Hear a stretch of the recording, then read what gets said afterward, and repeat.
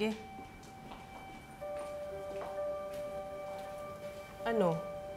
Hinintay mo ba talaga ako? Ano bang hindi mo mga intindihan sa mga sinasabi ko? Alam kong nawalan kayo ng trabaho.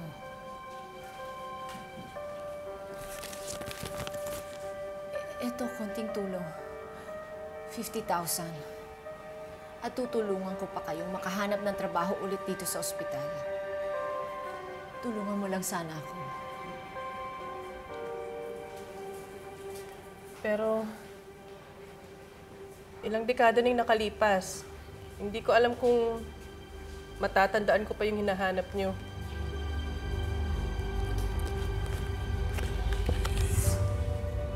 Naaalala mo bang babae nito?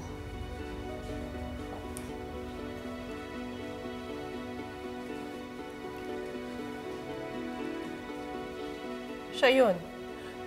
Ito yung babaeng pinag-iwanan ko ng anak ko nung lumubog yung barko.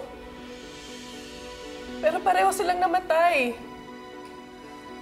Naaalala mo ba kung may kasama ang babae niya nung sumakay sa barko? Glenda, please, pag-isipan mo mabuti.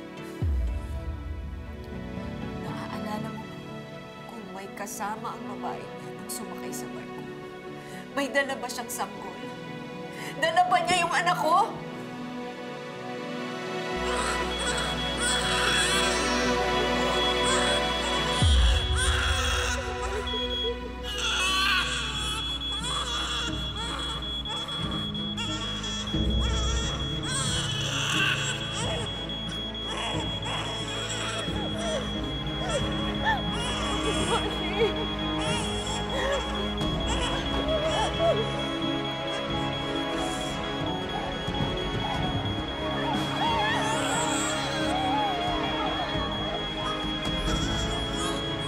Iyak ng mga sanggol-dala namin noon.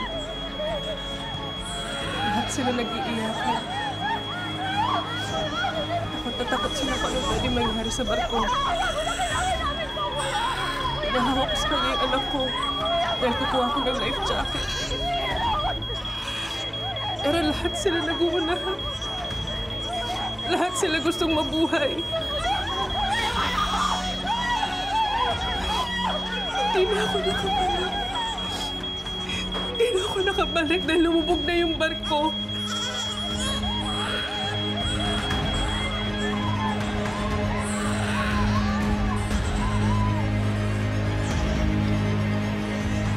Nakaligtas ako pero sila hindi. Patay na yung mga anak natin. Patay na. Kinain na sila ng dagat.